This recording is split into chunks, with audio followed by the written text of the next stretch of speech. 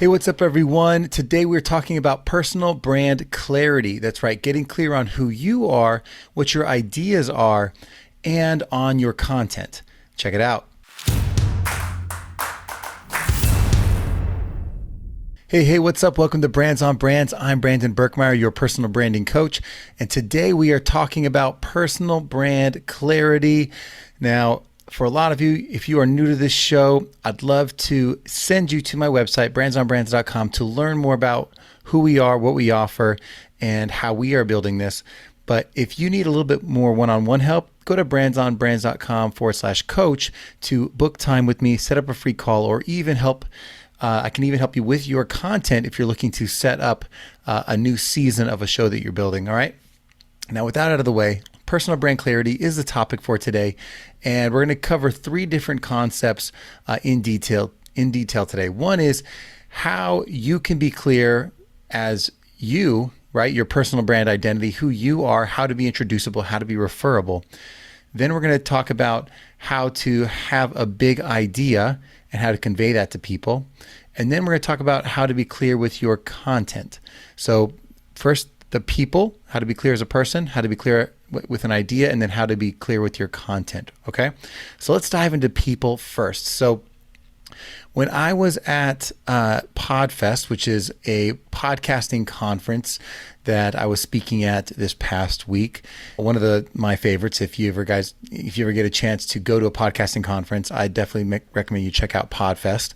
But when I was there, obviously you meet a lot of people. It's thousands of people at this convention, and you're running into new people every day. And all the people that I was meeting were podcasters. So these are all people who are in the business of building their personal brand, right? They have a show, they have an identity, they have a voice, and they are working on introducing that voice to the world. They're trying to build an audience, build a following, and generate content that resonates with those people, right? Now, as we are meeting new people, as I'm out there, I'm networking, I'm building relationships, I'm getting to know more podcasters, more content creators, I notice a few things, right? I'm downloading my takeaways, I'm sharing them with you today. And one of the things is obviously you're meeting a lot of people, and in a short amount of time, as you're meeting someone you've never met before, you're being introduced. And it's always interesting to me that there are some people who can be crystal clear very quickly, you know exactly who they are, what they do. You might, after a longer conversation, get to know them better, but right off the bat, you understand the basics of how they help people, right? And that helps you actually introduce them to others, and it makes them more memorable to you. So being introducible really is about being clear right off the bat about what you are. Now, I've heard many ways of people helping people do this, right? Giving them like little statements to fill out, thinking about how they say things. One popular one is to say, like who you are, how you help, and who you are, who you help, and how you help them, right? So it would be something like, hi, I'm Brandon Birkmeyer. I help entrepreneurs build podcasts, or something like that, right? But you can imagine people get a little too creative with this, right? It would be something like, hey, I'm Brandon. I help self-employed go-getters find their voice, build their vision, and chase their dreams, right? If someone said that to me, I would have no idea what that means. It is off the wall, too creative, not specific. And honestly, after you start adding a bunch of fluffy words to it, people stop listening. It needs to be very simple. So I'll be honest, when I introduce myself, I don't even start with how I help people. I basically give them a little piece, a little glimpse of who I am. I say, hey, I'm Brandon. My podcast is Brands on Brands. It's about branding and marketing. I talk about branding and marketing, right? It's very broad category, but it puts me in a bucket. People are like, oh, he talks about branding and marketing. He's in that branding and marketing industry, right? If I want to learn more about that, I want to continue this conversation, and I'll dive deeper and ask more questions, right? Being introducible sometimes means you have to actually step backwards from your niche and explain to people just generally what bucket to put you in, right? What category to put you in so they understand. It helps that I have a fun to say name of my show, which is Brands on Brands. So now anytime anyone sees me, they're like, Brands on Brands. What's up, Brands on Brands? it helps me be introducible. And when people meet, say, hey, what's up? They're like, hey guys, you have to meet Brandon. You have to meet Brands on Brands. He's fun. He's nice, whatever it is. It helps people know exactly who I am. And it helps that my name and my brand sound the same, right? Brandon sounds like Brands on Brands. I'll tell you, it makes it so much easier to meet people. So when you are building your brand identity, please think about how you are introducing yourself. What can you say to keep it very simple to help people start to put you in a bucket to understand at least how you help people, right? Are you a fitness coach? Are you a life coach? Are you in the mindset space? Are you in the profitability space or the productivity space? Like, what space are you in? All right, that's the people part of it. The second thing is the people I met that I talk to for a little bit longer, generally, a lot of them are speaking or they have a podcast and they want to explain the podcast to me. The people that had a big idea really stood out, right? The people who could convey what the big idea is, what it was and how it mattered, really stood out. Or if they had something to teach, what the big idea was that they wanted people to walk away with. And really, this boils down to a couple things, right? It was, did you offer an insight that had people think differently, right? It poses a question in a way that makes people think, I never thought about something like that.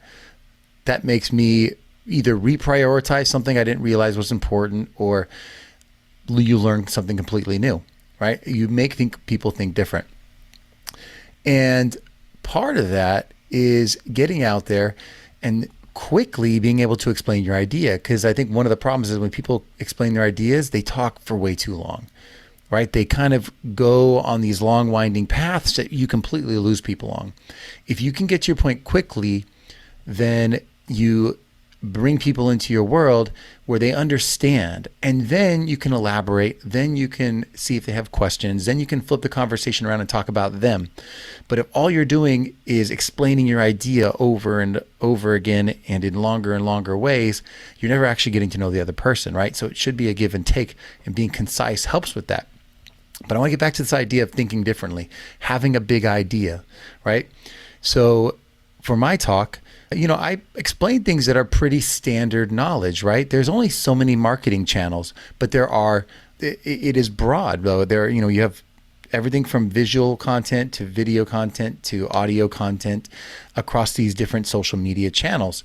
And you have blogs, you have YouTubes, you have websites, you have podcasts. So generally I'm talking about things that they've actually heard of before. I'm not introducing people to something brand new, but I might be introducing to them an idea of why one of these things they've heard of is an important focus that they should spend a little more time on. And if I can frame that for them in the form of a question or in the form of an idea, then that helps. And sometimes I'll give them a what if question. I'm like, well, what if XYZ happened? What would that do to your business, right? Or I'll give them an idea that asks a question like, hey, if your audience had one more hour to spend with you, how would you use that time? Or if you only had 1 hour in the day to spend on something important in your business, what would that be? Or what's the biggest thing that's moving the needle in your business? Questions that take people towards an idea that would make sense and make them think differently about how they prioritize their world, right? So every time I give a talk now, every time I speak about my ideas, I try to think, what about this idea is different? What about this idea is important? And how do I frame it in a way that makes people think, that makes people open their eyes to potentially a new possibility where they would want to prioritize something? So that's the next thing. And the third thing, after we figure out how to introduce ourselves, we figure out how to introduce our big ideas. The last thing that I learned on my little trip to Orlando was that if you have a content platform, right? Let's say you have a show. It could be a YouTube show. It could be a blog. It could be a podcast. In this case, it was a lot of podcasts, right? That podcast is a platform. That podcast is your show. That show needs to be just as clear as you are as a person and just as clear as your ideas are. And when you explain it to people, it should have some of these same elements. The name of the show should have clarity. The idea in the show should be clear and specific. And there should be an important reason to listen for the people you're running into, right? That content is how you are sharing your ideas with the world. That's how you're sharing your perspective with the world. It has its own identity, and being clear in those three elements, the name, the idea, and the why to listen, is just as important. And I'll tell you, there are so many shows out there that could be clearer. And whether they are using words that are completely vague or actually using words that are specific, but they're the wrong words in terms of findability on the internet, those two mistakes can get you completely lost in the world of podcasting. So I'll give you an example.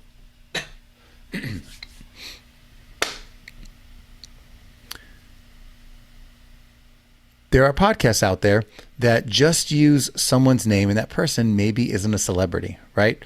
The Jane Jameson Show, right? Or the Jan Jansen Show, or the Mike Mikeson Show, whatever it might be. Or Daily Talk with, right? The most common words used in podcast titles are the words like chats and talks or podcast. And they just add a word to it like daily or their name or something like that. That's usually not enough. So I hope people are thinking more category specific and keyword specific with their names. You know, like if you are a podcast that offers financial advice about crypto, you should use the word crypto in your podcast name. And if there are 100 podcasts with the word crypto in it, that's okay. Add a second word that dives a little deeper, right? Add a second word that helps people figure that out. You can niche down a little bit, but you should still keep the bigger keyword in there, right? Crypto for beginners, crypto for entrepreneurs, crypto, Web3, and NFTs, right? You can add other categories. Crypto for creative types, whatever that thing might be. Figure out a way to add other keywords in so that they start to work together and to bring the right people to you for your show. After you get that name clarity, make sure you have an idea that says, what we do in this show is we educate people to be able to personally invest, or we explore the world out there to bring you the news that matters, or whatever the thing might be. We show you real world examples. We show you real world examples of how we are using crypto in our everyday lives. Whatever the thing is, find your idea, make it clear, make it specific, and then give people a reason to listen. Let them know that when they are done listening, this is what's going to happen. This is what's going to transform in their lives. This is the result of listening by the end of it, right? When you can come up with name clarity, idea clarity, and give people a reason why, your show now is easier to understand if it's for you, for the listener. They can decide if it's for them or not. And it's easier to share out with other people. Oh, you guys need a podcast about crypto? This is the one to listen to. This is the one that really covers this exact thing for people like us, right? That's what you want people to think. This show is for me. This show is for us. So if more people can get out there, if you're building your personal brand and you can think about, how do I as a person make sure that I am clear and introducible in my personal brand identity? How do I make sure that my ideas are easy to understand and that help people think differently about their world around them? And then how do I, with my content, make sure that my show, my platform is clear in its name, its idea, and its reason why? That's what I got for you guys today. I hope that was interesting. And as always, if you have a chance to make sure you hit that ratings and subscribe button or the follow button now, leave a rating review. Let me know that you're listening, connect with me, or if nothing else, go to the website, join the newsletter that sends out tips every week at brandsonbrands.com. I'd appreciate it. And otherwise, I appreciate you guys, and I will catch you next time. Brands on Brands.